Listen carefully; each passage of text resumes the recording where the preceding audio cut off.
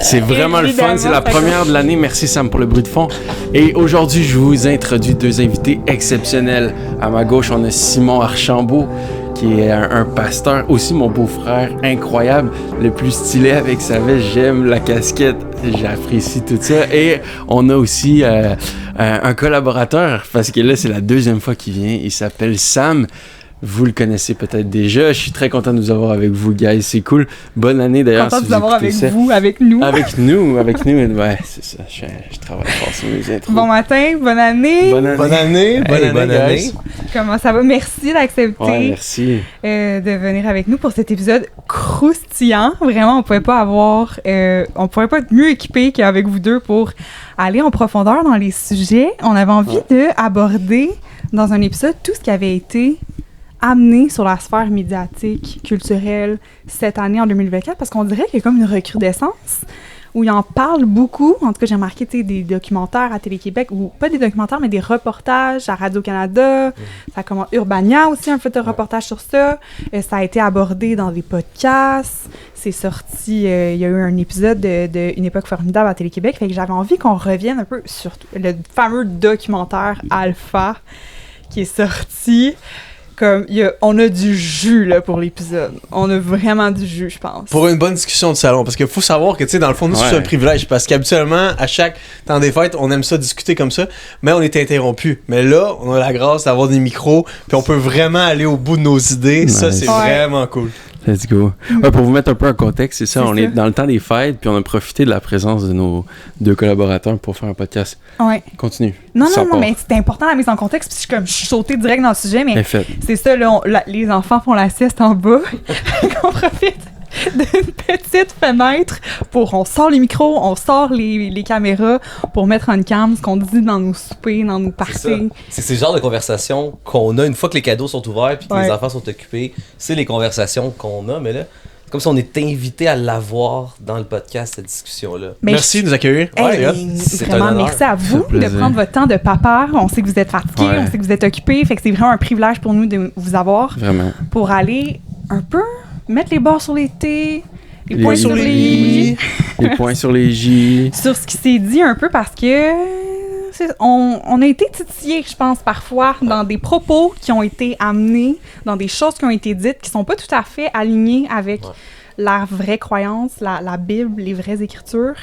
Donc, on avait envie de rectifier les choses. Fait que c'est un mode genre rétrospective de l'année. Qu'est-ce qui s'est dit? Puis moi, j'ai tiré, exactement, puis j'ai sorti 3 contenus là, que j'aimerais qu'on aborde peut-être un peu plus. Ben, d'abord, Une époque formidable avec Stéphane Bureau puis Alain Crevier. OK, on saute dedans. Go. Ouais. Ben, tu sais, ça vaut la peine de mentionner que, tu sais, un truc qui est intéressant, en tant que chrétien, je trouve qu'on est souvent... pas dans une posture défensive. En fait, on est loin d'être dans une posture défensive. On est souvent dans une posture d'amour. Tu sais, on écoute les émissions, on écoute ce qui passe sur les réseaux. Puis, pour vrai, notre posture, je pense, la plupart du temps, c'est comme juste comme, hey, Seigneur, révèle-toi à cette personne-là. Puis, on aime les gens, tout ça. Puis, on n'est pas dans une posture très, très réactionnaire.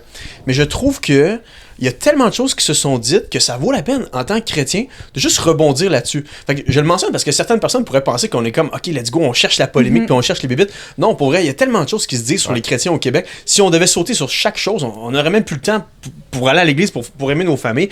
Fait que, mais là, on en profite juste pour adresser le plus humblement, puis de notre connaissance, certains sujets, dans l'amour des gens. Puis je pense que c'est d'abord et avant tout notre première posture quand on écoute ces choses-là. T'sais. Vraiment bon ce que tu dis. Excuse, je te laisse après. Puis, un des défis qu'on a avec ce podcast-là, c'est vraiment, on veut réagir à ce qui a été dit, mais on veut le faire parce que on pense que ce qui se dit, c'est pas nécessairement vrai aussi par rapport aux chrétiens. Puis, je veux dire, moi, ce qui me dérange le plus, c'est d'entendre des choses par des gens qui baignent pas nécessairement dans ce milieu-là. Tu sais, je dis juste ça en introduction parce que ça me dérange un peu comme croyant de dire hey, je vais parler de vos églises, je vais parler de votre affaire, je vais parler de vos croyances, mais moi j'y suis pas là-dedans. Puis que ces personnes-là aient une grosse plateforme, tu sais, pour le faire. Puis là après ça, t'induis plein de monde dans l'ignorance. Dans l'ignorance, tu sais. En tout cas, fait que moi c'est ça qui me dérange. C'est un peu ça, c'était juste pour rebondir sur ce que Sam disait. C'est que des fois quand tu pars une discussion pour justement répondre à quelque chose qui était adressé sur la scène, une attaque qui revient souvent, c'est regarde les reacts, c'est juste des reacts. Et en fait, je pense souvent quand on étiquette quelqu'un de react, c'est quelqu'un qui réagit au rejet, en fait. Il réagit émotionnellement au rejet. Puis dans ce cas-là, je pense pas que c'est ça qu'il y a. Parce que, encore une fois, tu reviens, le chrétien, la posture du chrétien, souvent, c'est je veux le meilleur pour mon prochain. Puis si tu rejettes la foi, je suis même enseigné à à vouloir chercher encore le meilleur pour toi, à vouloir la paix, la conciliation. Et on n'est pas censé être dans une réaction face au rejet de la foi, parce qu'on le sait, fondamentalement, c'est une question personnelle qui s'impose. La foi chrétienne, elle s'impose pas. Mais, par contre, je pense qu'il est intéressant qu'on fasse, puis c'est là que je dis que je suis en accord avec toi, c'est par exemple, il faut réajuster des faits. Par exemple, c'est pas une réaction au rejet. Tu sais, à la fin de la journée, si tu rejettes la foi, tu veux pas rien savoir de la foi, ça te regarde. Mais quand tu l'amènes sur la place publique, quand tu parle de la bonne chose.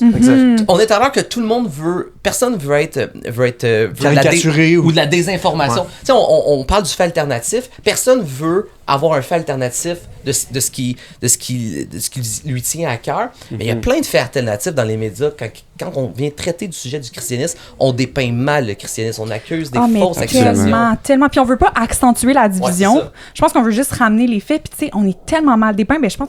De un, on n'est pas dépeint beaucoup. Là. Quand je regarde les séries québécoises, les films québécois, jamais il y a une famille de chrétiennes ordinaires qui va à l'église puis qui est contente de vivre leur foi puis qui partage des... C'est jamais ça. Elle est mal dépeinte. Exactement. Ou c'est dans la moquerie et la... Oui, ben, je trouve qu'on est méprisé, en fait. Puis c'est beaucoup ça, les propos qui ont été sortis, que j'aimerais qu'on revienne là-dessus. C'est que pour une société qui propage la tolérance, l'amour, l'ouverture d'esprit, je trouve que dès qu'on vise les chrétiens, c'est du mépris, c'est de la condescendance, puis c'est méchant, en fait, ce qu'on dit. Ou sinon, juste de l'ignorance flagrante.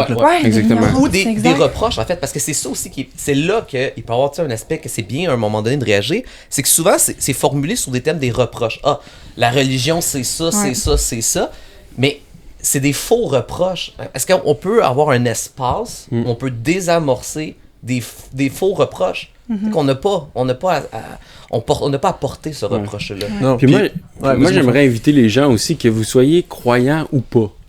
Gardez quand même une rigueur académique dans ce que vous faites, dans le sens que lancez pas des phrases dans des sujets que vous maîtrisez pas, tu sais. On veut entendre Ricardo parler de cuisine, on veut entendre Michael Jordan parler de basket, mais on veut entendre un chrétien ou un pasteur parler de foi ou d'église. Amen, oui. Donc, vraiment. Vraiment, voilà. Puis ça fait bien la ligne directrice avec Une époque formidable, je trouve. Ben, ils ont quand même invité un pasteur, je trouve ça notable, mais l'expert invité était un athée pur et dur qui a foi en l'humanité. Puis c'est même lui qui a eu le dernier mot à la séquence sur la foi, qui a une recrudescence chez les jeunes Québécois et tout. C'est lui qui a eu le dernier mot en disant « Hey, il faut embrasser l'incertitude. Pourquoi on aurait besoin de certitude dans ce monde-ci? En fait, il faut juste embrasser l'incertitude, il faut l'accepter, il faut la poursuivre. » Puis là, l'animateur était comme « Hey, c'est beau ça, oui, ça va être le mot de la fin sur un épisode de la foi. » Puis sans dire que la foi, c'est une certitude, bien au contraire. Moi, je pense que la foi, c'est pas une certitude, c'est pas un doute absolu, c'est un beau mélange entre les deux. Je pense une ferme assurance en ces choses qu'on espère. Mais en tout cas, j'aimerais ça vous entendre réagir sur l'incertitude, la quête de l'incertitude qu'il faudrait embrasser. Moi, je trouve ça complètement absolu. J'ai l'impression que ça mène nulle part. Je trouve ça complètement absurde. Absurde, que j'ai dit? Absolu. Absurde, merci. Mais j'aimerais ça, tu sais, c'est un suicide philosophique, là. Ouais. Mais c'est suicide philosophique en partant, parce que en disant ça, tu es en train de dire que la vérité est pas unifiée. Il existe des sphères dans ce monde où ce que 2 plus 2 égale 4, mais au niveau de l'esprit, au niveau de la métaphysique, au niveau de la moralité, c'est le culte du flou. Autrement dit, non seulement on est à l'aise avec le flou, mais si on peut poursuivre l'incertitude, si on peut poursuivre le flou, ça va être ça un peu l'absolu, ça va être ça qui va nous délivrer. Mais je trouve que ça, c'est... Si tu regardes un enfant agir, là, un enfant là, de 0 à 12 ans, n'est qu'à la recherche de certitude sur la vie, sur qui il est, comment les choses fonctionnent. Papa, pourquoi le ciel est bleu? Pourquoi les oiseaux chantent? Comme il veut savoir le pourquoi des choses. L'être humain a besoin de certitude simplement pour avancer, là, tu sais. Puis je pense qu'une des raisons pourquoi tu vois autant de jeunes qui sont anxieux par rapport à tout dans la vie, c'est justement parce qu'ils n'ont pas de certitude, des choses qui peuvent dire « Hey, ça, c'est la réalité sur la vie, puis je peux baser comme ma vie là-dessus. Tu sais, lui, il dit une belle phrase philosophique qui paraît bien. Laissons des points d'interrogation dans notre vie. Acceptons ça. Ouais, mais ce qu'il sait pas, c'est que sur le terrain, sur le plancher des vaches, là, ça tue des consciences de jeunes adultes, des consciences cégepiens, des consciences de jeunes qui cherchent juste un petit peu de choses qui sont vraiment vraies. C'est quoi les choses pour lesquelles je peux vivre, vivre et mourir dans cette vie? Ben si c'est juste le flou, ok, mais gars, je vais me tirer une balle. Là, c'est ça que j'appelle le relativisme. Je veux dire, tu as la possibilité de croire en tout. Qu'est-ce que ça crée? Je pense qu'il y a une génération très anxieuse. Ouais. De plus en plus anxieuse, qui peut pas se fier sur rien du tout qui est absolu pas pour avancer, pas d'ancrage.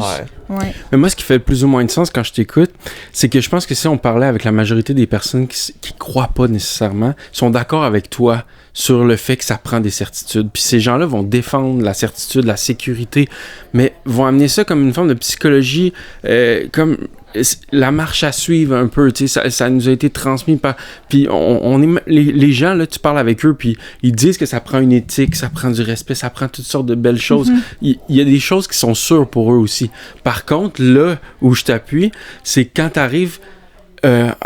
qu'on parle de spiritualité, c'est comme si là, il y a un consensus commun que tout doit être flou dans la spiritualité. Pis c'est là le problème. Mais même si tu écoutes cet animateur-là, dans la même émission, il a fait valoir 2 énormes certitudes et il a terminé en disant qu'il n'y a pas de certitude.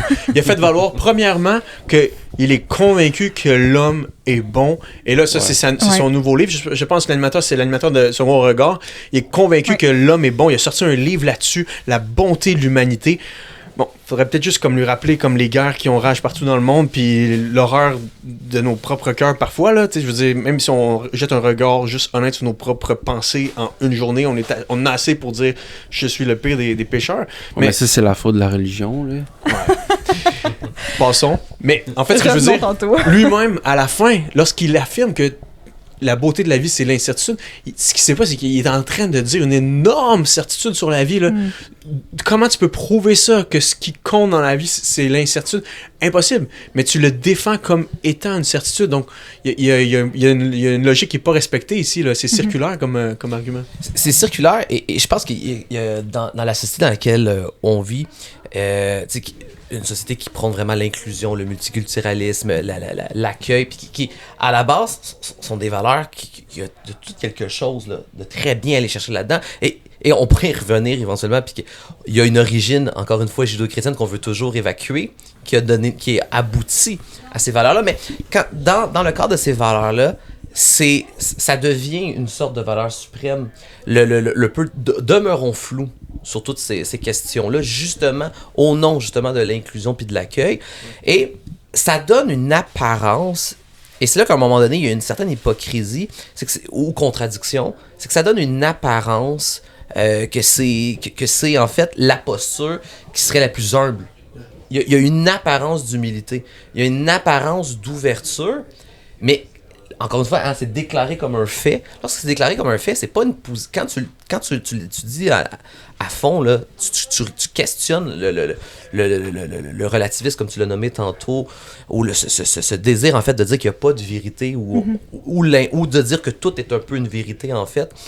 Mais tu es en train de prendre une position qui s'élève au-dessus de toutes les croyances. Ah ouais. Donc, en fait, t'es pas dans l'accueil, en fait, t'es même dans le jugement de toutes les croyances différentes. Et toi qui dis qu'il n'y a pas de vérité, mais tu estimes que tu es dans une position qui est capable position de force, qui est capable d'évaluer toutes les autres croyances et de déterminer qu'aucune est vraie ou que tous ont un peu raison. Donc, c'est une position qui est très, très, très supérieure à toutes les croyances. Tu sais pourquoi c'est pas des gens comme vous qui invitent dans ces plateformes-là où le sujet, c'était la foi chez les jeunes? Fait que je trouve qu'il devrait y avoir des gens qui connaissent la foi, qui viennent parler de ça, puis qui viennent vraiment défendre la foi chrétienne. Donc, de laisser, je sais pas, la tribune à des gens qui finalement se connaissent pas tant que ça. Puis tu sais, là, je veux pas rentrer dans les invités particulier. Je sais pas si on rentre là-dedans, là, on s'est posé la question, mais... Pour lui donner peut-être un ou deux points sur sa phrase, je veux dire, du mieux qu'on peut lui donner du crédit dans cette quête de l'incertitude, je pense qu'il y a peut-être un affaire de positif, c'est que en réalité, c'est vrai que en tant qu'être humain, il arrive un moment où il faut se dire « Ok, j'aurai peut-être pas dans ma courte vie réponse à toutes mes questions. » On va tous vivre dans une certaine forme d'incertitude. Oui. Puis je pense que l'incertitude la mieux cadrée, c'est celle qui est cadrée dans une vie chrétienne. Parce que nous adorons un Dieu invisible, mystérieux, un Dieu qui s'est révélé, mais un Dieu qu'on ne peut même pas estimer et imaginer la gloire. On vit en tant que chrétien dans l'incertitude, mais dans la foi, tu sais. Comme un enfant qui connaît pas tout de ce monde, mais qui accepte de prendre la main de son père et dire « T'en connais assez pour que je te fasse confiance, toi, tu sais. » Fait que l'incertitude, elle est pas nécessairement toujours nocive, là, tu sais, pour l'être humain, mais si c'est ça ton Dieu, l'incertitude, ça va vraiment être malheureux comme existence, là. Tu pourras jamais dire « Ça, c'est ça qui est ça, tu sais. » Ouais. Non, mais t'amènes un bon point parce qu'on n'a pas les réponses à toutes là, en tant que chrétien. Puis des fois, il faut accepter de dire écoute, ça, j'ai pas la réponse. Il faut avoir cette humilité-là aussi de dire. Mais c'est intéressant ce que t'amènes parce que le chrétien. Non, mais c'est super bon. Parce que, mais est-ce que la réflexion avance sur ce sujet-là? Elle avance. Le chrétien reconnaît que le chrétien n'a pas de recul sur lui-même. Ouais. Le chrétien peut être sûr que l'être humain, en fait, le chrétien reconnaît que l'être humain peut pas avoir aucune certitude sur la réalité du monde et même sur sa réalité à lui-même. Le chrétien est en accord avec justement, tu parlais d'un cul-de-sac philosophique. Le cul-de-sac philosophique, on peut pas sortir de soi-même, on peut pas avoir un recul sur soi. Et c'est là la notion, c'est là que la beauté de la notion de la révélation prend tout son sens. C'est qu'on sait pas tout, mais il y a une révélation qui vient mettre des repères dans le réel. Et ça, ce que je trouve merveilleux, c'est que c'est la plus belle sortie, justement, du relativisme absolu. C'est de se dire, je pourrais jamais avoir un recul total sur moi-même, ou même la création dans laquelle je vis, mais j'ai accès à une révélation. Quelque chose d'extérieur qui vient me dire quelque chose de vrai sur le réel. Et ça te met forcément dans une posture d'humilité là, incroyable. Là. Ben oui, parce que ça t'est donné alors que des fois tu le cherchais même pas. Et voilà que le monde des sens, le monde des valeurs devient unifié au monde des faits, au monde incarné. C'est ça, c'est même ça le sens de Noël. Tu sais, je veux dire, tout ce qu'on ne pouvait pas voir est venu sous les radars tel un petit bébé. Et la réalité même était en Christ et Christ était le sauveur du monde. Je veux dire, c'est la meilleure façon de comprendre que le mystère est devenu proche de nous, juste assez proche pour que si on veut le voir, il n'est plus mystère. Mais il reste un mystère éblouissant, tu sais. Ouais, mais ça, on peut plus dire Noël. Je m'excuse. Ce que j'aime dans votre discours, c'est que j'ai l'impression, tu sais, que quand on devient chrétien, on peut vraiment continuer à être curieux, tu sais. Ben, en fait, on continue à être curieux, puis on sait pas tout, tu sais. Je pense qu'il y a un préjugé envers nous, tu sais, que les chrétiens, que dès qu'on se met à croire en Dieu, ben là, on est comme catégorisé, tu sais, tu crois en ça, puis tu peux plus apprendre. T'es comme, on est plus fermé un peu d'esprit vu qu'on est dans la... Oui, puis une chose que j'ai souvent entendue par rapport à ça, c'est que le chrétien, mettons, le chrétien est orgueilleux, justement, parce que il revient à ses écritures, il revient à ses affaires, puis tu crois ça, puis il n'y a pas de réflexion, il n'y a pas de dialogue. Mais il y a une mauvaise perspective, parce que tu peux changer complètement la perspective, puis dire que le chrétien, en fait, est aussi dans une posture, puis je te dis pas qu'il n'y en a pas des chrétiens quelque part qui sont bombés d'orgueil, puis qui ont un peu comme un éléphant dans un magasin de poterie puis qui ont fait des ravages. Mais la réalité, c'est que quand tu comprends la révélation biblique dans le réel, tu parlais qui culmine historiquement dans l'incarnation, qui est la révélation ultime même qui marque l'histoire humaine. Et quand tu rentres là, le chrétien, en fait, il est censé être dans une posture de complète humilité. C'est toi, je pense, tu parlais tantôt d'arguments circulaires. Parce que la révélation t'amène à réaliser qu'il y a un cul-de-sac où tu peux pas reposer sur toi-même pour valider ce qui est réel ou pas dans le monde et dans la réalité. Fait que t'arrives à un moment donné, mais aussi puissante pourrait être ma raison, ma réflexion, ma science, ma connaissance de tout ce que je suis capable d'observer, de calculer, de quantifier, d'observer, de répéter, malgré toute la quantité de connaissances possibles et ma raison, je vais toujours interpréter d'une manière biaisée. Subjective. Enfermé dans mes yeux qui capent l'information puis l'image que j'ai en arrière de la tête. Tout est interprété par ma tête puis j'ai pas un recul sur moi-même sur ça. C'est Van Til qui dit comme, voilà pourquoi en tant que chrétien, je pense après Dieu, ses propres pensées. J'interprète ce que Dieu a déjà interprété sur le monde. Ça, c'est humble. C'est comme de dire, j'ai pas toute la science infuse. Au contraire, j'ai le papa qui a tout créé la science et ça m'est suffisant pour connaître, pour avoir accès au réel des réels, là, tu sais. Là, les gars, je vais vous amener ailleurs. Puis parce qu'on pourrait vraiment partir longtemps sur cette conversation-là, mais j'aimerais juste revenir sur le fait qu'on devrait vraiment vous inviter dans des émissions où on parle de foi. Puis je trouve que c'est mal représenté, mais j'ai l'impression que souvent on refuse les invitations parce qu'on a souvent l'impression que sur la scène culturelle, on va comme essayer de nous piéger plus qu'essayer de nous comprendre, puis vraiment essayer de nous écouter tout simplement dans ce qu'on a à dire dans notre discours. On va juste essayer de nous piéger dans les questions tabous ou que finalement c'est pas ça. T'sais, on va nous prendre au coin des petites questions, des petites virgules, alors qu'au final, ils en ont rien à faire du vrai message qu'on a à dire. C'est que t'as l'impression, là, en tout cas pour ma part, toi t'as quelque chose de différent, mais moi mon impression souvent, dans les quelques possibilités d'invitation qu'il peut avoir, c'est vrai, je vais prendre pour acquis, plus souvent qu'autre chose, qu'il va y avoir une tentative de piéger, ou peut-être pas conscient, mais j'ai l'impression que sur un plateau, vraiment, là, je pourrais dire complètement laïque, là, pas une émission qui serait chrétienne, mais vraiment une émission... T'sais, tout le monde en parle, Tout le monde en parle. On n'a jamais parlé Exactement. Puis là, on invite quelqu'un qui est de l'intérieur, pas quelqu'un qui vient étudier de l'extérieur, mais quelqu'un qui est vraiment à l'intérieur du milieu. J'ai l'impression que il va y avoir beaucoup plus d'efforts qui vont être mis. Puis je te dis sans nécessairement que ça soit piégé volontairement, mais il va y avoir beaucoup d'efforts qui vont être juste de déconstruire plutôt d'avoir juste un discours constructif. C'est ça. Et c'est ça qui manque. Des discours simplement construits, pas en réaction, pas en recadrage d'informations. On va recadrer la mauvaise information. Juste un discours constructif. Et ça, c'est vrai que ça manque. Puis la raison pour laquelle je pense, entre autres, que ça manque au Québec, dans la scène, parce que je pense pas que c'est partout dans le monde comme ça, mais au Québec, je pense qu'on sous-évalue la présence des chrétiens. On sous-évalue. Les gens ne réalisent pas, les médias principaux ne réalisent pas à quel point il y a beaucoup de chrétiens. Au Québec. Énormément, beaucoup plus que qu'est-ce encore plus au monde, là, c'est la religion la plus... on fait fi de ça, on fait fi de ça dans les médias, beaucoup. Ne serait-ce que, tu sais, les croyants qui ont de la misère à s'afficher, puis quand je dis croyants en large, les 3 grandes traditions d'église, là, t'en as plein de croyants qui, au fond, quand t'as une bonne discussion avec eux, comme, au final, tu commences à comprendre qu'ils ont des croyances en un Dieu ou une vie après la mort, puis tout ça, mais à cause de l'atmosphère culturelle et médiatique qui règne au Québec, vont pas vouloir nécessairement en parler publiquement, tout ça, mais ça pourrait être un énorme pourcentage de gens qui cultivent vraiment une foi dans leur cœur. Moi, avec ce que je fais avec Ça me parle, je reçois toujours plein de messages de gens qui me disent comme « Hey, je le dis pas trop à ma famille, tout ça, mais moi, j'y crois en Dieu, puis j'y prie depuis que je suis jeune, tu sais. » Puis il y a même un article dans le Journal de Montréal, il faudrait que je trouve l'étude en question, mais on était à 1,8 chrétiens évangéliques, puis je pense que toute confession confondue, les experts sociologues en religion estiment peut-être 5 à 6% avec les derniers recensements. Dans certaines régions, comme la grande région de Montréal,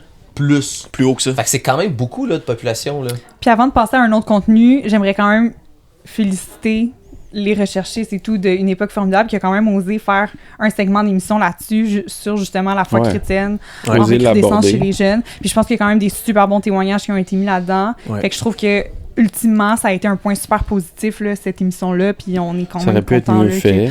Ben, c'est sûr que ça aurait pu être mieux fait, mais... Puis moi, je vais peut-être détonner par rapport... Je trouve un peu, Simon, moi, je suis moins pessimiste que vous autres par rapport à l'intervention des chrétiens dans la sphère publique. Je pense qu'effectivement, parfois... c'est comme se jeter dans la gueule du loup, mais moi je pense qu'il faut y aller, puis il faut se planter. C'est pas grave. Je crois qu'il y a une aide surnaturelle à n'importe quel croyant qui s'affiche devant les grands de ce monde, puis il faut y aller, puis on n'aura jamais de réponse à toutes, mais c'est en s'exerçant à offrir une juste représentativité de notre foi et de Christ qu'on va devenir encore meilleur pour le faire publiquement. Puis il y en a de plus en plus des jeunes. Lepage, si t'écoutes le podcast-là, t'as 2 invités à inviter sur le plateau. On est là. Vraiment. Let's go! Deuxième contenu dont j'aurais aimé aborder, qui est incontournable, c'est pas possible de... Ouais, cheers! Je vous laisse boire une gorgée, vous hydrater, mes chers messieurs. C'est un incontournable sur la sphère publique. C'est très récent aussi, le fameux documentaire de Télé-Québec, Alpha, où le masculinisme chrétien est très, très, très mal représenté. Hey, les guenilles! Donc, j'aimerais vraiment qu'on rectifie d'abord le verset qui est cherry-picking à chaque fois. Là, puis là, cherry-picking, j'utilise les mots d'une autre personne qui va falloir revenir après. Ouais. Mais prendre un texte religieux là, comme ça, puis pas le mettre dans son contexte, puis un verset, le fameux verset de la soumission de la femme sur l'homme. Je veux vous entendre parler de ça. Ça a été tellement mal représenté. Je trouve que les propos ont été tellement mal mis en contexte.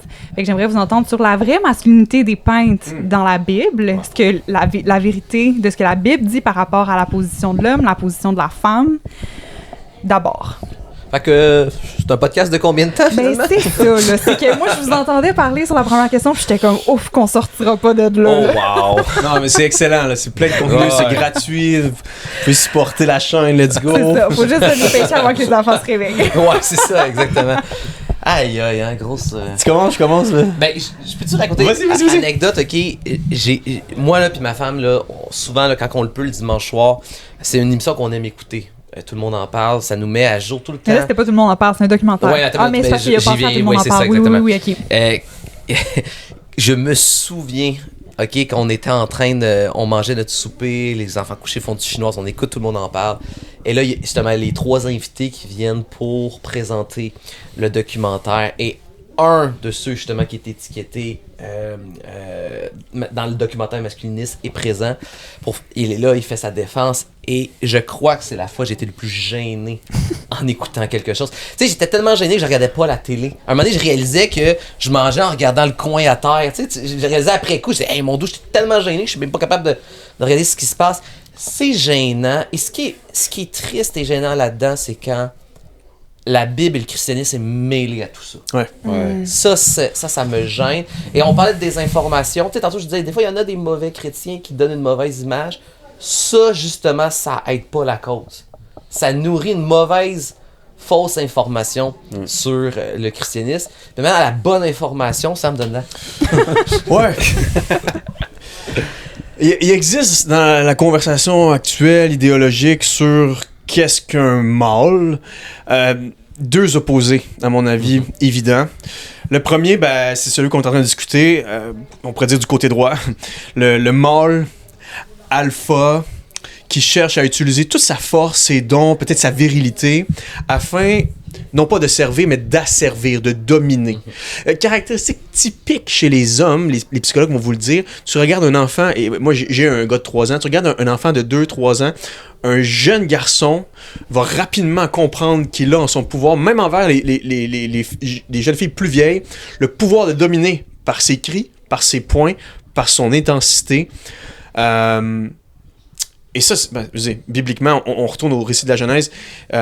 L'entrée du péché dans le monde fait que l'homme à son meilleur devient l'homme à son pire. Il est capable d'utiliser les plus belles capacités que Dieu lui a données.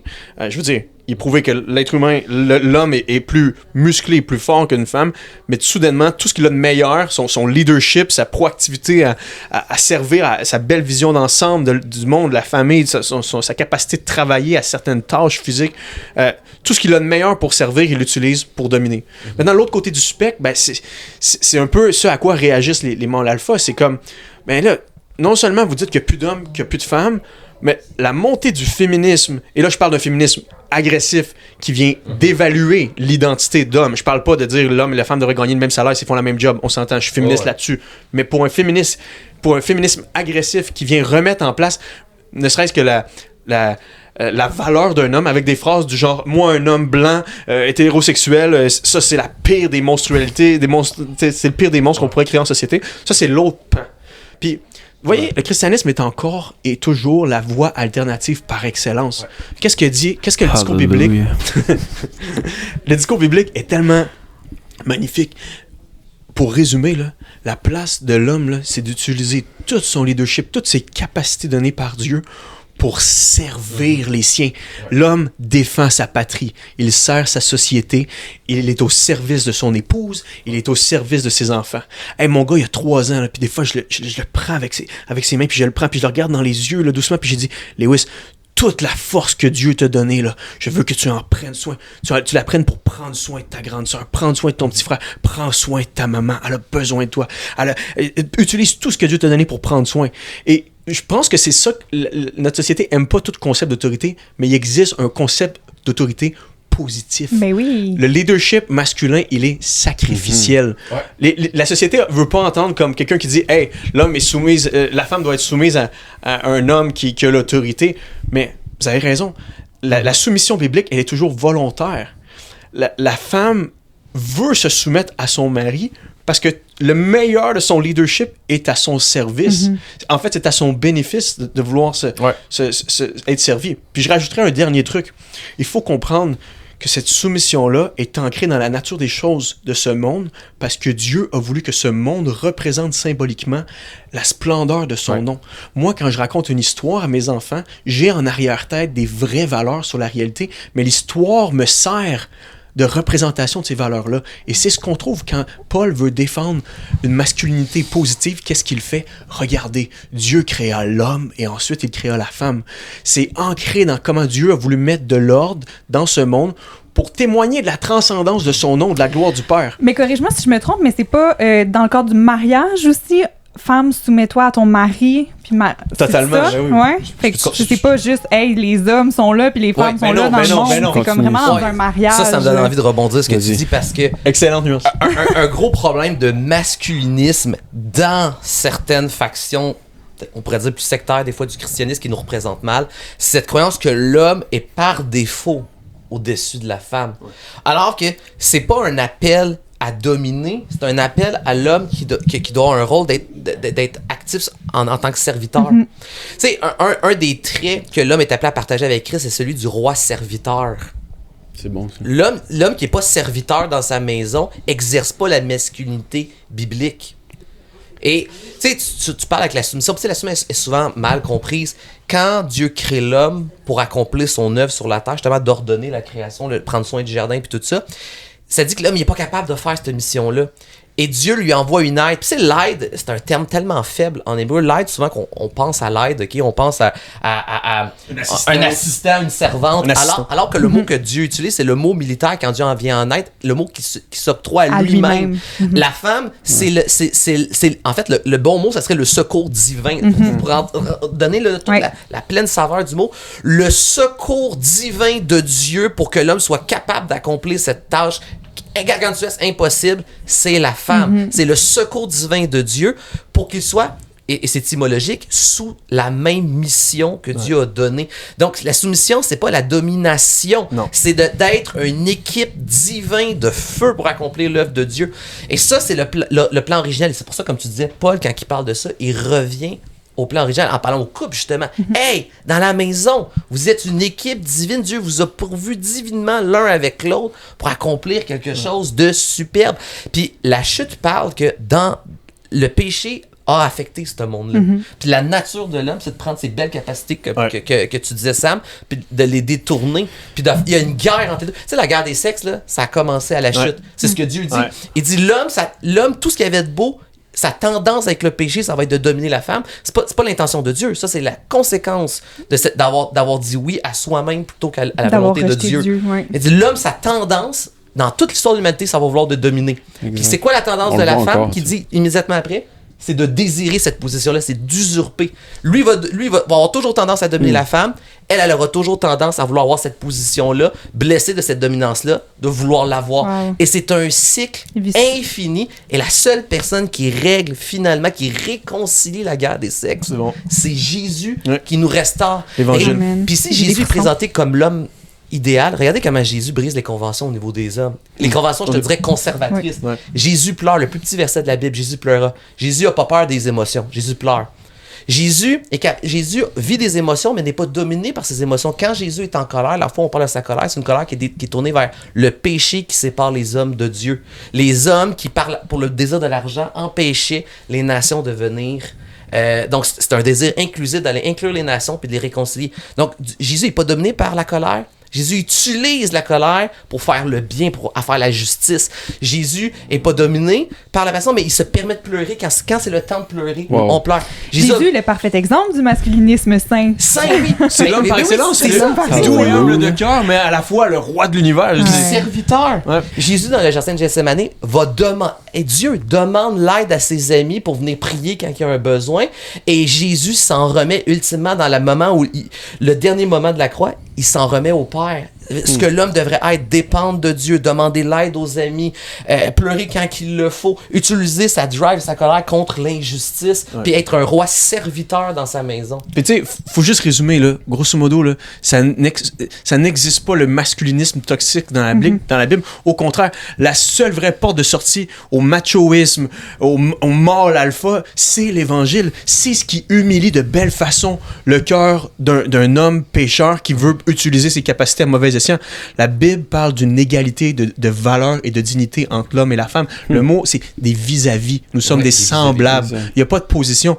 Mais dans toute sa richesse, Dieu crée un monde ordonné et ça inclut l'ordre de complémentarité dans un couple, les rôles complémentaires qui peuvent s'exercer dans le cadre marital d'un foyer épanouissant.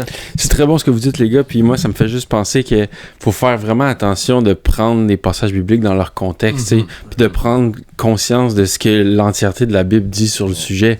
Puis au lieu de faire comme le monde, de créer une guerre entre l'homme et la femme, le christianisme propose, comme vous dites, une invitation à l'homme à prendre soin de la femme, puis à la femme à prendre soin de son mari. Donc, on pitche pas des versets comme ça sur le masculinisme. Je disais, l'homme prend sa place, puis à la femme, pas être sur une tablette. Ouais, exactement, c'est là que je m'en allais. C'est là que je m'en allais. Travailler. Puis ça, c'est là que le christianisme offre. C'est insoupçonné. Pour les gens, c'est insoupçonné. Le christianisme offre tellement une bonne nouvelle. Alors, d'un autre côté, tu as l'impression qu'il faut déconstruire l'homme. Peut-être même le féminiser qui serait meilleur. Puis le jeune homme se dit, mais est-ce que c'est ça la direction dans laquelle il faut que j'aille? L'autre côté, il regarde certains chrétiens réactionnaires ou anciens conservateurs réactionnaires, puis il se dit, est-ce que c'est ça un vrai homme? Mais je suis pas sûr non plus que le christianisme, c'est ni l'un, c'est ni l'autre. Le christianisme, c'est l'homme et sa femme qui reprennent leur réelle place et leur plein potentiel. Je veux pas être mal interprété, mais c'est là que tu vis réellement ton potentiel divin pleinement. Quand tu assumes, tu reprends joie et plaisir dans ta place. Puis tu sais, ça peut paraître carré pour quelqu'un qui nous écoute, puis qui est comme, OK, ils ont bien rangé l'homme, puis ils ont bien rangé la femme, puis tout. Non, on croit à l'unicité de chaque personne, puis il y a des... Comment dire, il y a des femmes qui vont peut-être avoir un côté beaucoup plus viril puis leadership qu'un homme. Puis on parle pas de stéréotypes culturels quand on parle de ça. On parle de domaine de la responsabilité. Non, mais c'est parce que ça, c'est une autre affaire, les stéréotypes culturels.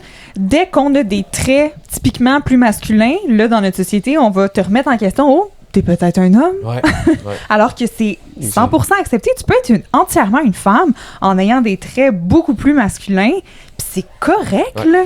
On te demande pas de re-questionner ton identité sexuelle. Est-ce que t'es un homme? Non, t'es une femme qui aime les choses typiquement culturelles, plus masculines, puis c'est correct, là. Puis moi, je connais des couples où la femme est vraiment fonceuse, vraiment leader.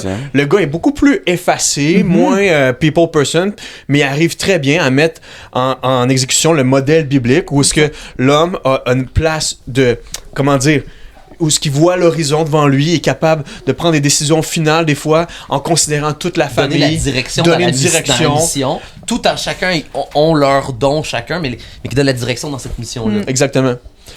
C'est la dernière chose que je voulais dire sur ce contenu-là. Je passerai au plus juicy, là. Go. Moi, je croyais que c'était juicy, ça, là. Ouais, j'étais comme ouf. Vous avez bien fait ça, les gars. Vous en êtes bien sortis. C'était un champ de mine, mais vous avez traversé le champ de mine. C'est vraiment le fun de parler avec vous. Non, mais ça, c'est juste nos discussions comme naturelles, là. Tu sais, en fait, on fait juste répéter ce qu'on dit. La prochaine fois, c'est quand on prend le repas avec la dinde, là, on met les micros. Toute la famille. Moi, j'aime tellement ça quand un des deux parle, puis là, l'autre, il est comme, c'est là que j'en allais. Moi, je m'en allais là. Les gars, prenez-vous un ticket ensemble pour la Floride. C'est comme un vieux couple. Vous êtes cute. Dernier contenu que je voulais aborder, c'est sorti récemment. En fait, c'est le Sans Filtre podcast. Le recap de leur année 2024. Puis il y a vraiment un segment où ils parlent de religion. Tu sais, ils n'ont pas visé le christianisme. Ben, oui. Ouais. Un petit peu. Ouais. Parce qu'ils ont fait un retour à un moment donné sur justement le documentaire masculiniste. Oui, sur le documentaire masculiniste, puis le texte religieux, faire des prières à Jésus, c'est débile. Fait que oui, c'était quand même centré christianisme.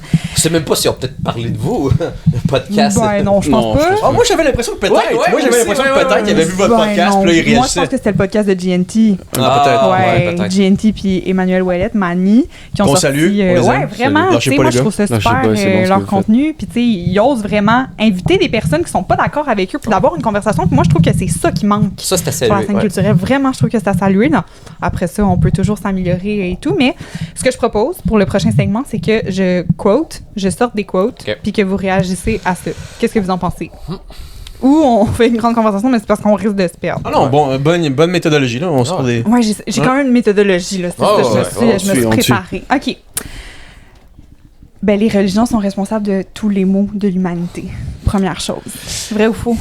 Puis là, ce qu'amène, il dit l'exemple de Gaza, dans un monde où des enfants meurent par dizaines de milliers, la religion ne peut pas exister. Ouais. Je commence, puis Sim, tu m'interromps quand tu veux. Je dirais vrai et faux, si on y va avec les vrais et faux. Là. Vrai, vous savez pourquoi?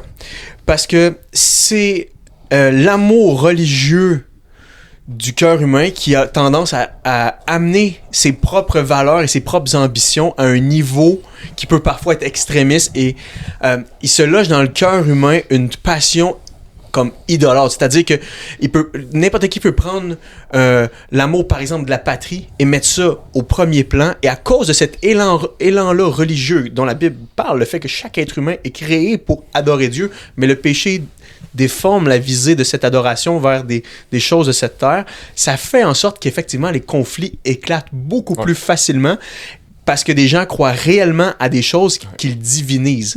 Mais Maintenant, laisse-moi juste arrêter là. Et moi, c'était la question que je me posais toute la semaine. C'est pas là la différence entre la religion et une secte. T'sais. Quand ça devient à ce niveau-là, c'est pas là où est-ce que on ne parle plus de religion ici. Là, on est rendu dans une secte. T'sais, quand on divinise quelqu'un ou quelque chose. non, vas-y. Ben, je pense qu'au niveau organisationnel, quand on regarde on regarde une communauté de foi, là, il y a des discussions qu'on peut avoir, qu'est-ce qu'est une secte, puis tout ça, mais ultimement, que ça soit une secte, que ça soit une religion, ou que ce soit même l'athéisme, il y a quelque chose qui est fondamental à tous les êtres humains. Il peut y avoir une motivation religieuse, peu importe dans quoi on l'applique. Puis je pense que c'est ça fondamentalement que tu veux dire. Ouais. On peut vraiment mettre sur le dos d'être prêt à aller tuer des peuples au nom de quoi que ce soit. Il y a une fervence, il y a quelque chose de religieux en arrière de ça. Je te dis pas une religion organisée toujours. Ouais, puis des fois, le terme religieux est pas là. Tu sais, on pense au marxisme, au communisme. Oui, les gars, ces théoriciens là, de la communauté ont mis en branle une nouvelle manière d'être une société, mais c'était pas eux les dommages. C'est pas eux qui ont créé du dommage. C'est les chefs d'État qui ont pris ces pensées-là, qui sont nés dans les universités et qui les ont divinisées, absolutisées. Tu sais.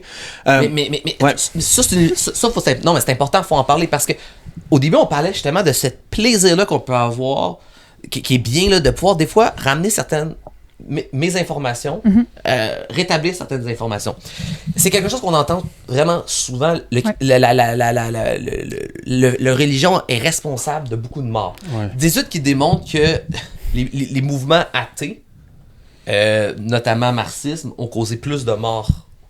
Tout confondu. Exact. 4 hommes ont tué 175 millions de personnes au dernier siècle, le siècle le plus sanglant de toute l'histoire de l'humanité, nous disent les historiens. Et ces quatre génocides-là étaient propulsés par des valeurs séculières, par des idéologies qui n'avaient pas de sens religieux. Là. C'était pas relié à un texte sacré ou à un dieu quelconque. Là. Mais c'était une croyance vraiment forte et aveugle dans certaines philosophies. Lénine, Staline, Mao, Hitler, les génocides du Cambodge, des génocides qui ne sont pas religieux à première vue. Et pourtant, c'est juste ça le point que je veux dire où je trouve qu'il y a une mauvaise information.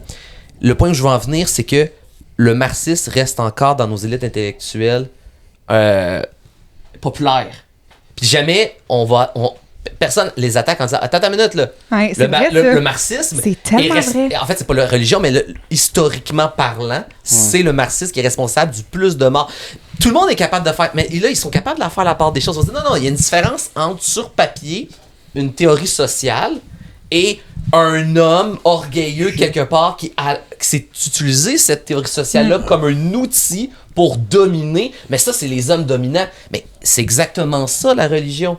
C'est-à-dire que c'est pas la religion le problème. C'est l'homme dominant, pécheur. Prêt à instrumentaliser n'importe quoi, dont la religion, pour asservir, pour élargir son pouvoir. Exactement. Puis si on veut revenir vraiment à la vraie question de départ que tu as posée, Marie, est-ce que la religion est vraiment responsable de tous les maux? Il y a une étude qui est sortie, je pense que c'est 2011, 2 chercheurs qui ont vraiment fait une revue de toutes les guerres de l'histoire, et il n'y a que 7% des guerres de l'histoire de l'humanité qui sont ouvertement relié à la religion. Donc, on est à 7%. Donc, avant de dire ça si ouvertement, il faut se renseigner un peu. Puis, je vous on enverra l'étude, on mettra ça dans vos commentaires. Ça vaut la peine. Parce qu'on se souvient juste du mal, puis au Québec, là, on va revenir sur l'Église catholique, la pédophilie et tout, sans nommer tous les bienfaits de l'Église catholique à cette époque-là, les écoles, les hôpitaux, les organismes communautaires, c'est tout issu des églises. Donc, on se rappelle du mal sans se rappeler du bien. Ouais, puis il y a des études. Moi, j'ai lu cette semaine une étude sociologique qui a été faite au Canada en 2012 qui explique qu'il y a autant de bienfaits, sinon plus, par les communautés religieuses. Fait qu'il faut quand même prendre le temps de l'assumer. Actuellement, je pense que tu la connais, cette étude-là, tu pourras la préciser. Juste pour rebondir sur ce que tu dis là, il y a une étude qui a été faite même juste économiquement juste comme mettons au Canada. Si toutes les églises disparaissaient, tout ce qu'elles sont en termes de... Puis là, on ne parle même pas de ce que le gouvernement donne, là, parce qu'ils ne soutiennent pas les églises. Là. Ce que les églises donnent dans des banques alimentaires, ce qu'ils donnent en soutien psychologique. Le monde pourra dire ce qu'il veut. Quelqu'un de non-chrétien qui n'adhère pas à cette vision du monde pourra dire ce qu'il veut. Le christianisme donne un filet, donne des ressources à des gens pour affronter la vie, le réel, affronter des crises familiales, des crises au travail, des crises économiques, le stress, la pandémie. Les églises font un travail que certains psychologues intègres qui ont étudié reconnaissent que c'est fort ce qu'ils sont capables de faire. Là. Nous, là, dans notre communauté, là, notre église, là, on a des gens là, qui étaient itinérants, qui ne le sont plus. Là. La plupart des gens qui étudient ce domaine-là vont dire que c'est très rare qu'un itinérant sorte de la rue. Là. Ces gens-là retrouvent une version d'eux-mêmes qui n'aurait jamais été sans le filet de l'Église. Tout ça pour dire qu'il y a eu une évaluation monétaire qui a été faite. Si les églises disparaissaient, combien ça coûterait en charge économique au pays? Puis j'ai pas la somme, mais c'était astronomique. Puis c'est encore une fois, quand on parle de sous-évaluation du christianisme, les gens ne réalisent pas que le monde le réaliserait. Du jour au lendemain, l'Église serait partie. Là. Aujourd'hui, elle est méprisée, elle est invisible, elle disparaît du jour au lendemain. Il y a un problème de société. Juste au Québec, tu te promènes sur la liste des organismes de charité, des organismes à but non lucratif de bienfaisance, disons-le ici. Tu peux quasiment voir qu'un nom sur 2 est relié à un héritage chrétien. Puis même des fois, quand le nom est séculier, tu apprends par, OK, c'est un directeur, c'est un comité d'administration dirigé par des gens catholiques, par des orthodoxes, par des chrétiens. Puis en disant ça, d'accord avec moi, on n'est pas en train de dire tout le bien qu'a fait l'Église est assez grand pour justifier le mal. On n'est pas en train de dire ça. En fait, le pire regard, le vrai regard qu'on jette en tant que chrétien sur le pire qui a été fait par les chrétiens, c'est le même regard que Jésus a jeté à l'endroit des chefs religieux en leur disant oui, vous avez peut-être la bonne histoire, mais vous n'avez pas la bonne interprétation de l'histoire. Vous avez le cœur désorienté par rapport à Dieu. Vous êtes dans les sacrifices et non pas dans l'amour, dans la compassion. Hypocrite, langue de vipère. On est tous conscients ici du mal qui a été fait à travers l'Église catholique, puis on n'approuvera jamais ça. Mais ce qu'on est en train de dire, c'est qu'on croit à un Dieu qui mérite pas d'être jeté avec l'eau du bain. Oui, puis la distinction entre instrumentalisation de la foi et la foi en elle-même. C'est pas parce que l'homme a instrumentalisé mal la foi, et on a donné des exemples et autres choses, comme tu dis, on jette avec ces choses-là avec l'eau du bain. Puis c'est vrai, excuse-moi, vas-y. Non, j'ai une question pour vous rapidement. Est-ce que vous pensez que les Québécois se donnent plus un droit de regard un peu sur le christianisme puisqu'on découle de là? Parce que souvent, j'entends, comme dans les médias, justement, des interprétations ou des choses comme ça qu'on vient de soulever, mais c'est comme si j'ai l'impression, c'est une question qui vient de moi, là, qu'on se donne un droit de regard chez les jeunes ou, tu sais, dans notre génération parce on se l'approprie parce que ça fait partie de parce que ça fait notre héritage. On a le droit d'en parler. C'est ça. Parce qu'on ne ferait peut-être pas d'une autre culture, mais c'est comme si c'est nous. On a le droit de la critiquer, d'avoir un recul critique. Parce que nos grands-parents ont vécu des abus, ben, on a le droit de l'aborder comme on veut. Tu sais. Mais moi, je trouve qu'il y a peut-être ça, mais je trouve que c'est comme le propre de l'être humain pécheur de vouloir poser ses questions à Dieu avant de répondre aux questions que Dieu lui pose. Ça m'arrive souvent de faire Dieu sur le banc des accusés. Ça m'arrive souvent de faire des conférences ou des semaines de camp avec des jeunes, puis les jeunes ont plein d'accusations à faire à l'endroit de Dieu. Si t'existais, il serait pas arrivé ça, il serait pas arrivé ça. Ben, comme la question, la prémisse avec Ouais. la guerre. On revient encore à la question de, ben là, si Dieu il est bon, puis il est tout puissant, pourquoi il permet le mal et la souffrance? Mais si on renversait les choses un instant, je veux dire, le premier à nous poser une question, c'est Dieu lui-même qui nous dit « Hey, t'es où? » C'est ce qu'il a posé à Adam et Ève, « T'es où par rapport à moi? Tu fais quoi? Je suis qui pour toi maintenant? Qui dites-vous que je suis? » C'est la question la plus importante. Parce que de cette vision du monde, de cette relation ciel-terre, on peut dire, découle tout le reste de notre vie, tu sais. Fait que c'est de là que ça commence, puis Dieu a la prérogative de pouvoir nous poser une question avant même que nous, on puisse ouvrir la bouche. S'il est Dieu, c'est à lui que revient le premier mot sur notre existence, pas à nous de critiquer son existence. Tellement, puis ça me fait penser aussi à quelque chose que la personne a dit dans le podcast. On utilise nos interprétations puis on les attribue à Dieu alors que Dieu interprète le monde et il faut se fier à la parole, comment lui interprète le monde pour se donner, par exemple, la définition de l'amour. C'est-tu des sentiments ou c'est ce que Dieu dit de l'amour qui est vrai? Puis il parlait justement de, moi, tu sais, si j'arrive aux portes de l'enfer ou aux portes de la divinité puis Dieu est là, ben si c'est un Dieu miséricordieux et juste, comme vous le dites, ben il va comprendre mon passé, il va voir d'où je suis, fait qu'il va me laisser passer. Puis ça, c'est cette prémisse-là, c'est... Lui, il pense qu'il mérite, là. Il pense qu'il mérite le paradis. Fait que si notre Dieu est miséricordieux et juste, là, il utilise sa définition de la miséricorde et de la justice, d'abord. Puis ensuite, il pense qu'il mérite le paradis parce que de son passé, ben, c'est correct. Puis là, il avait le droit de croire ça. Tout est beau, il mérite, tu sais. Fait que j'aimerais ça qu'on revienne aussi sur ces propos-là, de savoir qu'est-ce que vous en avez pensé. Ben, une chose que je dirais, je pensais vite là, sur ce propos-là, c'est aussi que Et là, j'assume que peut-être que je suppose que j'assume, mais on dirait, parce que c'est un discours qu'on entend des fois, je l'entends souvent. Ça. Mais c'est important Dieu de va dire, connaître mon histoire. J'aimerais juste avant spécifier, on ne pointe pas du doigt cette personne-là. C'est quelque chose on a trouvé ça intéressant parce que c'est des propos qui reviennent beaucoup. Puis moi, je le trouve audacieux d'avoir enfin abordé ces propos-là, ce que tout le monde pense à voix basse. Finalement, il l'a dit tout haut dans un podcast de grande écoute. Fait que c'est le fun, ça nous permet de revenir sur ces choses-là. Fait que je veux juste spécifier ça. J'apprécie la précision parce que c'est dans ce sens-là que je le prends. Dans le sens où j'entends souvent, comme je sais pas ce que lui il assume en disant ça, mais ce que j'entends souvent, c'est Dieu connaît mon histoire. Et il y a un modèle d'auto-justification. Tu sais, ma souffrance dans ma vie me valide, me justifie. Je suis justifié par ma souffrance au lieu de assumer plutôt, mais en fait, oublie ta souffrance et regarde plutôt les torts que tu commets en tant qu'être humain quand tu parlais tantôt. Juste regarde toi comme être humain, regarde ce qui se passe dans le monde et dis non, non, je suis en tort et de chercher qu'est-ce que Dieu pourvoit pour que je sois justifié. Ou de dire non, ma souffrance à moi me justifie comme personne. On cherche à se justifier soi-même, à se valider soi-même. Ou de chercher qu'est-ce qui nous valide devant Dieu. Trouver une seule bonne raison pour laquelle je peux vraiment rejeter Dieu puis le discarter de ma vie. Alors que c'est vrai que, on va se dire, notre passé nous explique. Je veux dire, son passé à ce gars-là, l'éducation qu'il a reçue, les présupposés, les préjugés flagrants qu'il a reçus sur la foi chrétienne, explique sa posture peut-être, mais la Bible est claire. L'être humain, en rejetant la révélation naturelle de Dieu, c'est-à-dire toute la gloire qu'on voit dans ce monde-ci, en partant dans notre propre personne, il est inexcusable lorsqu'il ne rend pas honneur à qui honneur est dû.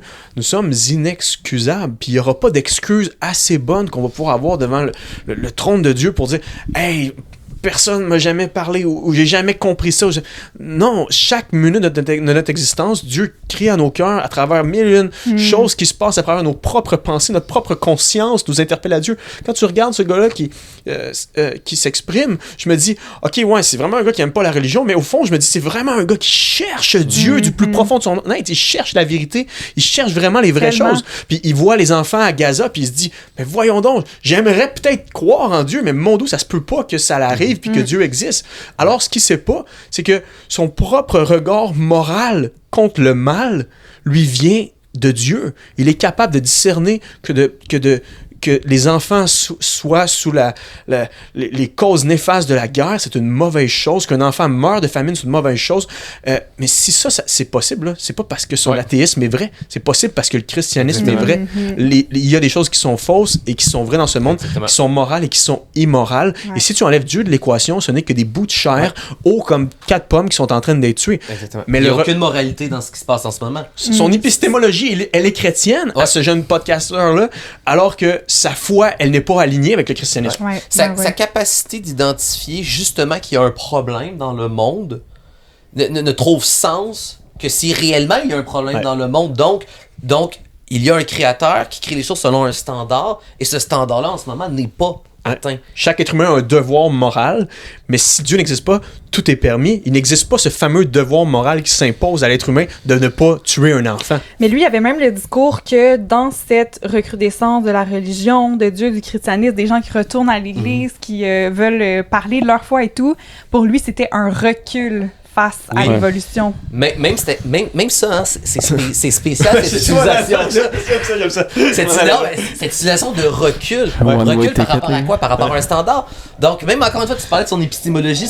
Son épistémologie suppose que le vrai sens de la vie, c'est de progresser, et ça suppose une forme de un évolutionnisme, là, dans le sens qu'il faut progresser, c'est ça sa lecture du monde. Il faut s'émanciper. Même un évolutionniste, qui est complètement conscient de son paradigme, qui sait que son paradigme doit être complètement justement une posture qui exclut totalement Dieu. L'évolution ne dit pas que l'évolution c'est une théorie. C'est pas une direction. Oui, c'est une théorie, mais ce que je veux dire, c'est que la posture la plus athée de l'évolution, il n'y a pas de progression. Il y a des modifications, mais il n'y a pas de progression parce qu'il n'y a pas de standard à qu'est-ce qui serait mieux par rapport à quelque chose d'autre. Tu comprends? Fait que progresser vers quoi? C'est quoi l'évolution? C'est une progression subjective, peu importe. C'est ça. Alors que là, c'est pas ça. Ici, on suppose qu'il y a un bien moral vers lequel on devrait atteindre, que sa posture vers laquelle, selon sa définition de lui, que la société devrait aller, c'est ça le bien. Puis on revient encore, l'identification d'un problème dans la guerre. Mais ça se peut juste s'il y a un critère. Tu sais, ça peut sembler abstrait, mais juste une illustration vite. Comment tu sais qu'une montre est une bonne ou une mauvaise montre? Tu le sais, ça donne l'heure. Ça donne pas la bonne heure, c'est une mauvaise montre, tu t'en débarrasses, tu en jettes une autre. C'est en fonction du but. Sa finalité, c'est quoi? Sa finalité, à quoi sert une montre que tu la détermines si elle est bonne et mauvaise. Exact. La capacité de l'être humain de savoir qu'il y a des bonnes et des mauvaises choses, qu'il y a du bien, qu'il y a du mal, qu'il y a une bonne façon que la Terre devrait tourner, puis une mauvaise façon, cette conscience du mal et de la souffrance ne vient que si il y a quelque chose qui a été décrété, un standard moral ultime, cette sensation-là qu'on devrait avancer. Mais les humanistes vont dire le bien-être commun. Mais même encore là, ce bien-être commun-là est un sens construit. Selon qui, selon quoi? Tu peux pas croire que... Ouais. Parce que c'est là... Ça.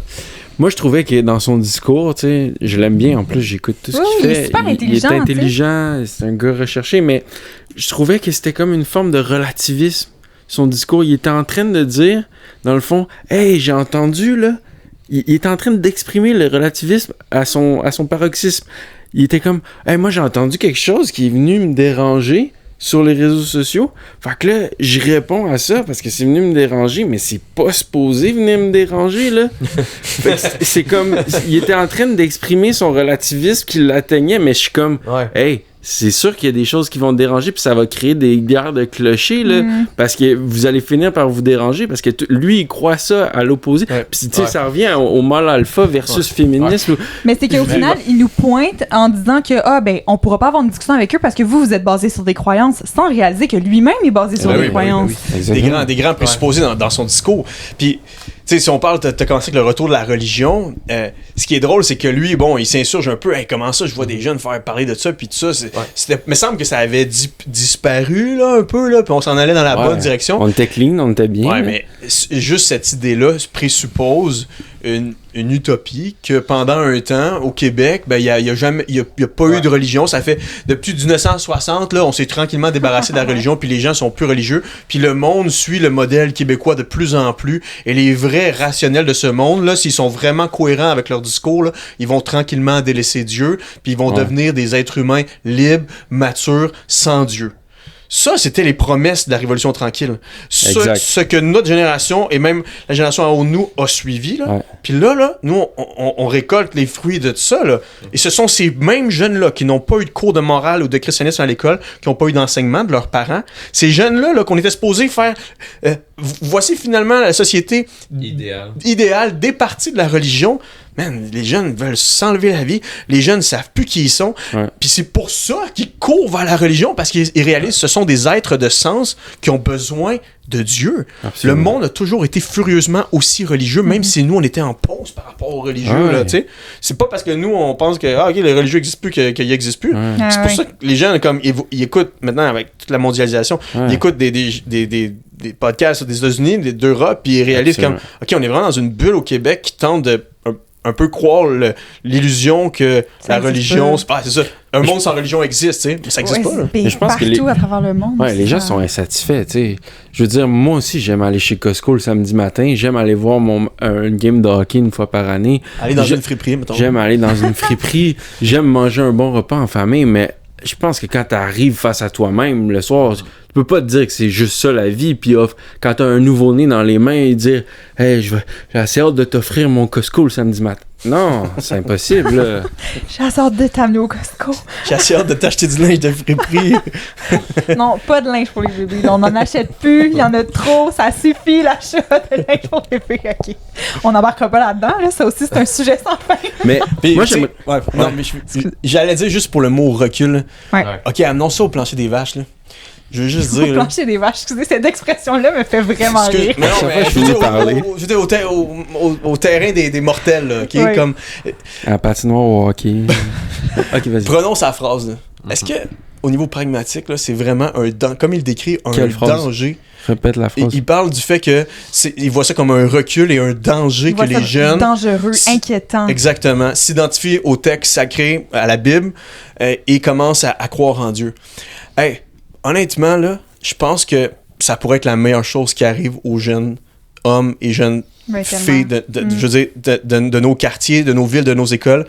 Je veux dire, prends un jeune homme qui, genre, vivait pour lui, vit pour le cash, vit pour le plaisir, le gars qui suit toutes les modes, puis tout à coup réalise que, hey, ce que je fais est cause dans l'éternité, pour reprendre une parole du gladiateur, comme ce que je fais a un pouvoir dans l'éternité.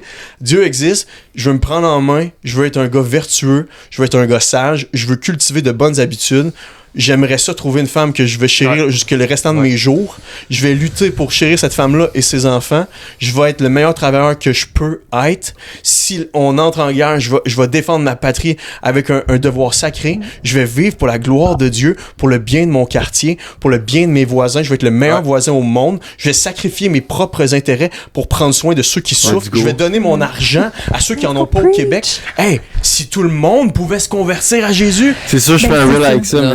C'est moi ce que je trouve poche, c'est qu'il va avoir dans son discours, il va dire, moi, des podcasts sur des gens qui prient Jésus, je trouve ça dangereux, inquiétant, je trouve ça débile, même les mots qu'il va dire, alors que parallèlement, on se questionne pas sur des podcasts qui parlent de sexe, de fellation, d'anal, puis là, tu sais, je veux pas embarquer trop dans les termes. Justement, je voulais aller... Puis il questionne pas ça. Mais avec une légèreté, en plus. Ouais. C'est qu'il en parle avec légèreté. Puis comme normaliser le trip à trois, normaliser les orgies, normaliser une sexualité complètement débridée, inculquer ça à des jeunes. Hey, des jeunes de 12 ans écoutent ça, là, même. En fait, c'est surtout jeune. un sexe sans responsabilité. Aussi, ouais. Mais je nomme parce que ce qui est tout l'inverse de ce que le christianisme amène dans la vie de quelqu'un qui le prend au sérieux, devient une personne de plus en plus responsable dans toutes les facettes de sa vie. Puis ça a un impact immédiat dans sa famille, mais aussi dans la communauté, la société, son voisinage.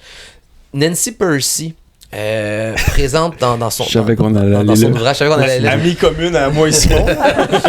dans un ouvrage qu'elle présente des statistiques vraiment intéressantes. Elle dit quand on regarde des statistiques, par exemple, indice du bien-être dans la famille, indice de divorce, indice au niveau de l'évolution des enfants et du bien-être des femmes, même temps, dans les ménages et tout ça. Absolument, c'est assez pareil dans la société à tous les niveaux, peu importe la culture, les tranches d'âge, les croyances, même chrétiens. Mais quand tu commences à spécifier, tu commences à avoir une définition plus robuste de qu'est-ce qu'on parle comme chrétien. On parle d'un chrétien, là, pour employer le terme québécois, pratiquant. Là. Un chrétien qui prie, que la Bible est vraiment au milieu de la maison, qui prie, qui pratique, qui est fidèle à son église locale. Nous, on est ça. Ouais, c'est ça. Quand tu as une définition robuste, ceux qui souscrivent à cette définition robuste-là, les statistiques sont incroyablement inversées, différentes de ce qu'on retrouve partout dans le monde. Le christianisme, indépendamment des âges, des ethnies, devient la catégorie où les femmes, particulièrement les femmes, parce que c'était vraiment une question par rapport au genre, mais les femmes en Amérique qui sont les plus heureuses, les plus satisfaites, qui ont un plus grand sentiment de sécurité, les plus épanouies sexuellement, tu voulais parler de sexe, épanouies sexuellement, ce sont les femmes chrétiennes. Parce qu'un gars qui souscrit à un christianisme sérieux, c'est un homme qui devient serviteur dans sa maison, impliqué, les familles sont plus solides, les hommes ont tendance à être plus fidèles, à être plus engagés dans la maison. Ça, c'est la vraie révolution sexuelle. Ouais. Ça, c'est la vraie révolution. Impliqués avec leurs enfants, moins de brisures générationnelles d'enfants-enfants, présents dans la maison, elles se sentent en sécurité, elles se sentent aimées, comblées, supportées, une équipe avec leur mari, les familles sont unies, elles sont heureuses, sentiment de sécurité, joyeuses et épanouies sexuellement. Ça, c'est tout confondu, les âges, les ethnies, tout ça. Parce le lien commun, c'est des chrétiens sérieux. Quand un jeune homme, par exemple, devient chrétien, il devient sérieux, ou une jeune femme, dans toutes ces sphères-là. Donc, pour revenir à tout ce que tu as énuméré tantôt, la société ne serait que plus gagnante d'en venir à là. Ouais. Exact, ce serait une révolution un peu moins tranquille. Mais c'est ce qui a attiré par centaines de milliers les femmes au christianisme au premier siècle de notre ère. Hein. Soudainement, elles n'étaient plus l'objet des hommes, elles n'étaient plus des prostituées ou juste des femmes qui prennent soin des enfants. Soudainement, elles étaient mises égal à égal avec leur mari. Le féminisme, c'est le christianisme. Ah, ben le vrai bon féminisme, ça sort de la bouche de Jésus, là, ça sort des lettres de Paul. Marie, aimez vos femmes. Soudainement, il y avait une symétrie au lit et c'était attirant pour ces femmes-là de dire, hey, non seulement on respecte mes organes et mon corps, mais en plus de ça, mon bébé va tomber dans un foyer où le papa va être investi. Il va pas juste voir mon enfant comme tel un chien ou un futur esclave, mais vraiment comme un être humain à l'image de Dieu. Ça a créé un onde de choc. Hein? Puis Nancy Pearcey en parle justement dans son livre. C'était révolutionnaire. Révolutionnaire, là. Autant que ce le serait aujourd'hui. Ce serait la vraie révolution qui devrait arriver, puis on prie que ça arrive au Québec. Exact. Comment est-ce qu'on peut reculer en reconnaissant notre immoralité et en cherchant à suivre la moralité de Jésus jour après jour? Comment est-ce qu'on peut reculer? Impossible. Ben, tu sais, je pense que ce qui ressort beaucoup de ça, c'est qu'en fait, c'est de l'ignorance là, qui était projetée dans ces paroles-là. Ouais. Je veux dire, il a abordé un sujet qu'il connaissait aucunement. Fait que rapidement, pour déconstruire aussi, il disait que les jeunes retournaient à l'église parce qu'il y a tellement de questions sans réponse que c'est des réponses faciles. Rapidement, en 30 secondes, répondre à ça. Mais si les réponses étaient si faciles, je veux dire, ils les auraient trouvées ailleurs, là. S'ils étaient si faciles, pourquoi prendre le trouble de se lever un dimanche matin au lieu d'aller bruncher chez Allô Mon Coco, puis aller dans une église, un lieu, y a-tu un lieu moins à la mode qu'une église, puis de rentrer là, puis espérer trouver les... Je veux dire, quand tu cherches tes clés, là, tu te dis, je sais qu'ils sont pas sur la tablette, tu cherches partout dans la maison, puis finalement, mais tu sais quoi, ils étaient sur la tablette. L'endroit que tu dénigrais finit parfois être l'endroit où tu trouves les meilleures réponses. Bien dit. Ouais, définition de laïcité aussi, parce qu'il dit, on peut bien chialer sur la laïcité, il était plus que temps que la religion décalisse. En bon québécois, ça veut dire pour les Français, les Suisses, parce que c'était international. Dégarpisse, exactement. Mais ça, la laïcité, juste ça pourrait faire tu sais, on aurait pu sortir des clips de politiciens toute l'année. Il y a vraiment une mauvaise compréhension, puis même constitutionnelle là, de la laïcité. Souvent, comment qu'elle est dépeinte dans les médias ou de la bouche de nos politiciens, c'est même pas ça que c'est dans la loi. La laïcité, ce n'est pas l'athéisme de l'État. Ce n'est pas la guerre à la religion. L'athéisme, c'est la neutralité de l'État. C'est-à-dire que l'État... Et d'ailleurs, c'est une croyance chrétienne à la base où le chrétien peu importe que mon voisin, sa foi et sa pratique serait contraire à la mienne, même que la Bible va plus loin. Mon chrétien serait mon ennemi. Il m'attaquerait à cause de ma foi.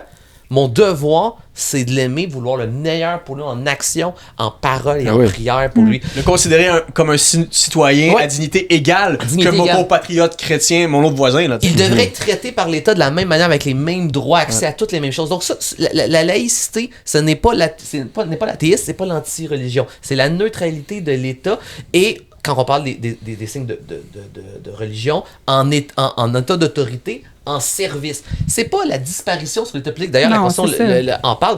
Tout le monde a le droit d'avoir sa religion. On a le droit même de le voir qu'on est chrétien, que ce soit par la prière ou peu importe une autre religion. Et c'est ce qu'on veut, c'est la cohabitation des religions. C'est pas la disparition. Puis malheureusement, le discours semble des fois donner l'impression qu'on veut en fait un pays, une nation sans religion. Et plus que ça, des fois, on peut avoir un discours contraire, on peut avoir l'impression que, et on le entend un peu dans ce genre de discours-là, dans la clip, c'est qu'un citoyen qui serait athée serait un citoyen qui aurait plus de valeur qu'un citoyen croyant.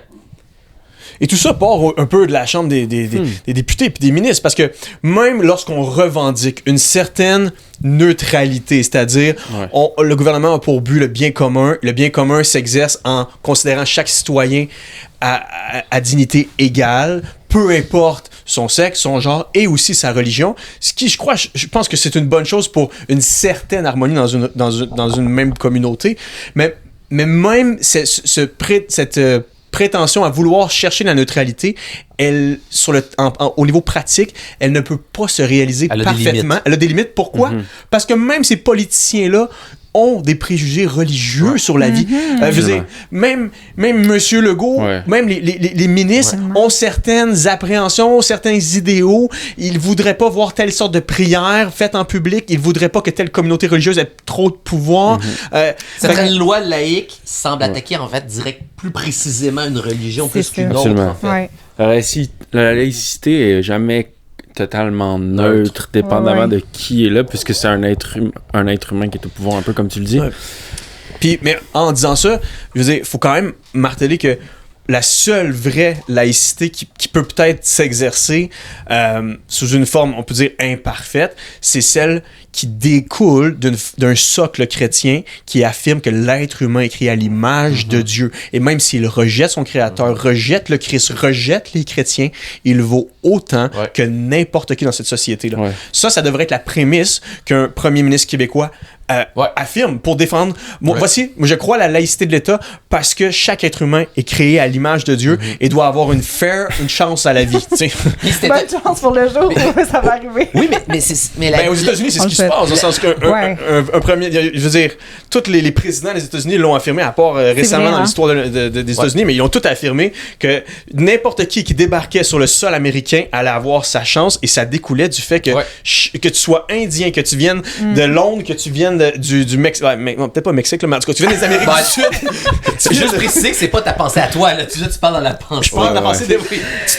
On va rapper ça parce que je veux pas qu'on parte sur l'international, parce que je pense que ça va être un autre épisode. J'ai noté, là, si on n'avait pas assez de jus, je serais embarqué sur l'international, mais on en a en masse pour cet épisode. Pour vrai, je pense, on va clôturer ça. On va clôturer ça. Moi, le dernier truc que je voulais amener, c'était, je trouve, qui était vraiment poche, c'est qu'il y a encore mis en opposition la science et la foi, alors que c'est totalement faux. Mais ça va être un épisode complet définitivement qu'on va faire un jour. La foi consiste à croire ce que la raison ne peut comprendre.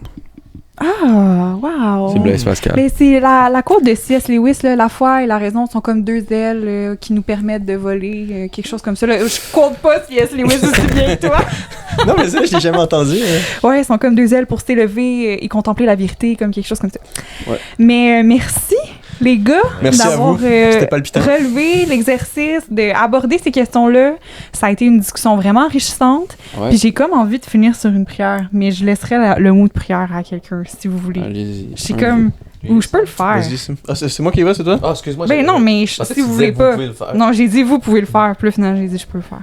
Moi, je passe la balle. N'importe qui, je suis prêt à je vais le faire. Marie. Merci Seigneur d'avoir ouvert la porte pour ce beau podcast. Merci pour nos invités enrichissants qui ont amené leur connaissance. Je te prie que cette discussion-là puisse unir les gens et non pas les diviser. Je te prie que ça puisse aussi semer quelque chose dans le cœur des gens qui se posent des questions.